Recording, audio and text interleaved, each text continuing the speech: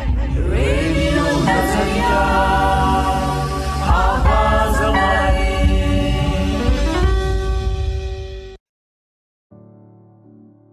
નમસ્કાર મિત્રો, તમે સાંભળી રહ્યા છો અમદાવાદ શહેરનું સૌપ્રથમ સામુદાયિક રેડિયો સ્ટેશન એટલે કે રેડિયો નઝરિયા 107.8 આવાઝ અમારી. અને હું છું તમારી મિત્ર મહેઝબીન. આજનો સિટી તંત્રનો ખાસ પ્રોગ્રામ જેનું નામ છે કાગઝ બોલતા હે ભાગ 3માં તમારું હાર્દિક સ્વાગત છે. લગ્ન એ જીવનનો ખૂબ જ મહત્વનો પ્રસંગ છે, પરંતુ હવે લગ્ન પછીનું એક મહત્વનું કામ એટલે કે લગ્ન નોંધણી પણ વધુ સરળ બની ગયું છે. 1 ઓગસ્ટથી ગુજરાતમાં લગ્ન નોંધણીની પ્રક્રિયા ઓનલાઈન શરૂ થઈ ગઈ છે. આજે આપણે જાણીશું કે આ નવી વ્યવસ્થા શું છે, લોકોને તેની કેટલી જાણકારી છે અને લગ્ન નોંધણી માટે કયા દસ્તાવેજોની જરૂર પડે છે. સૌથી પહેલાં સાંભળીએ કે લોકો શું કહે છે. આપકા પરિચય दीजिए. मेरा नाम सैफीना है. क्या आप जानते हैं कि अब आप मैरिज सर्टिफिकेट ऑनलाइन रजिस्टर कर सकते हैं? मुझे इसके बारे में पता नहीं है. મારું નામ જડીબેન પરમાર, શાહપુર શંકરભવનમાં રહું છું, રામાપીરની ચાલીમાં. ઘર કામ અને સિલાઈ મશીનનું કામ કરું છું. ના આ વિશે માહિતી મને નથી. मेरा नाम सलाम है और मुझे इसके बारे में पता नहीं है. मेरा नाम मुस्तकीम है और मुझे इसके बारे में पता नहीं है. તો મિત્રો, ઘણા લોકોને હજુ સુધી આ નવી વ્યવસ્થા વિશે સંપૂર્ણ માહિતી નથી, એટલે જ હવે એક નાનું નાટક સાંભળીએ. અમિત, લગ્ન તો સારી રીતે થઈ ગયા, પણ તેની નોંધણી તો કરાવવી પડશે ને? હા, પણ હવે ફરી ઓફિસના ચક્કર લગાવવા પડશે ને? મને પણ એવું જ લાગતું હતું. અરે, શું વાતો ચાલે છે? લગ્ન નોંધણીની. અરે, તમને ખબર છે, હવે તો ગુજરાતમાં લગ્ન નોંધણી ઓનલાઈન થઈ ગઈ છે. ખરેખર?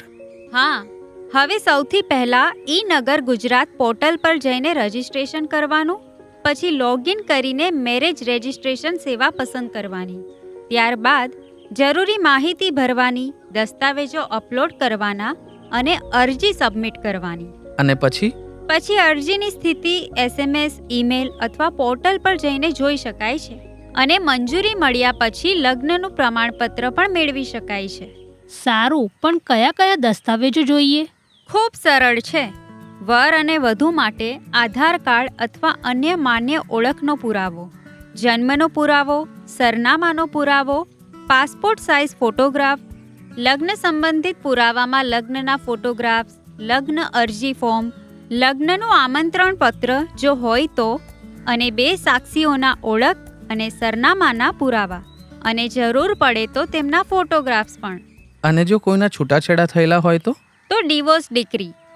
જો અગાઉના જીવનસાથીનું અવસાન થયેલું હોય તો ડેથ સર્ટિફિકેટ, અને NRI હોય તો વધારાના દસ્તાવેજો પણ માંગવામાં આવી શકે છે.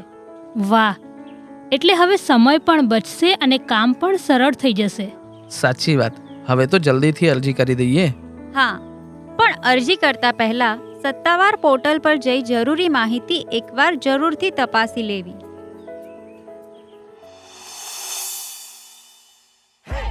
રેડિયો નઝરિયા, આવાઝ અમારી.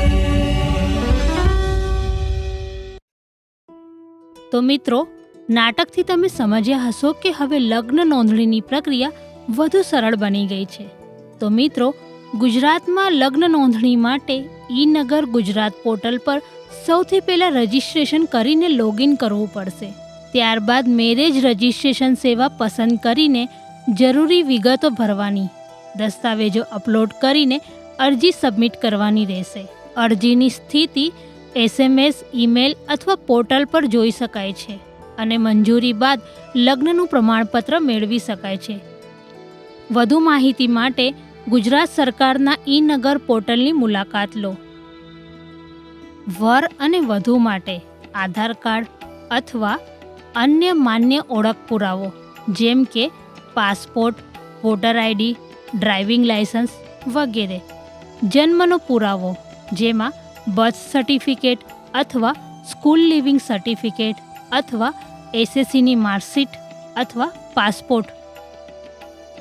સરનામાના પુરાવાઓ આધાર કાર્ડ, પાસપોર્ટ, ડ્રાઇવિંગ લાયસન્સ, મતદાર ઓળખપત્ર વગેરેમાંથી કોઈ પણ એક. પાસપોર્ટ સાઇઝ ફોટોગ્રાફ્સ, લગ્ન સંબંધિત દસ્તાવેજો, લગ્ન અંગેનું આમંત્રણ પત્ર એટલે કે વેડિંગ કાર્ડ જો ઉપલબ્ધ હોય તો, લગ્નના વિધિ દર્શાવતા ફોટોગ્રાફ્સ, લગ્ન અરજી ફોર્મ વર અને વધુની સહી સાથે, 2 સાક્ષીઓના ઓળખના પુરાવાઓ, 2 સાક્ષીઓના સરનામાના પુરાવાઓ, 2 સાક્ષીઓના પાસપોર્ટ સાઇઝના ફોટોગ્રાફ્સ, છૂટાછેડા થયેલા હોય તો ડિવોર્સ ડિક્રી, અગાઉના જીવનસાથીનું અવસાન થયેલું હોય તો ડેથ સર્ટિફિકેટ, એનઆરઆઈ હોય તો પાસપોર્ટ અને વિદેશના રહેઠાણનો પુરાવો જેવા વધારાના દસ્તાવેજો માંગવામાં આવી શકે છે. ખાસ નોંધ: સ્થાનિક નોંધણી કચેરી અથવા એએમસી દ્વારા કેસ મુજબ વધારાના દસ્તાવેજોની માંગ થઈ શકે છે. રેડિયો નઝરિયા આવાઝ અમારી. અરજી કરતા પહેલા સત્તાવાર પોર્ટલ પર ચકાસણી કરવી યોગ્ય રહેશે. આજના આ ખાસ કાર્યક્રમને લઈને તમારા કોઈ પ્રશ્ન હોય તો તમે અમને કોલ કરી શકો છો. અમારો નંબર છે 8849749472. હું નંબર ફરીથી રિપીટ કરું છું, 8849749472. અને હા, અમને સોશિયલ મીડિયા પર ફોલો કરવાનું ભૂલતા નહીં. તમારે ફક્ત સર્ચ કરવાનું રહેશે રેડિયો નઝરિયા 107.8 FM. હું ફરી મળીશ એક નવા મુદ્દા, નવી માહિતી અને નવી વાતો સાથે. ત્યાં સુધી સાંભળતા રહો રેડિયો નઝરિયા 107.8 આવાઝ અમારી, તમારી મિત્ર મહેઝબીન સાથે.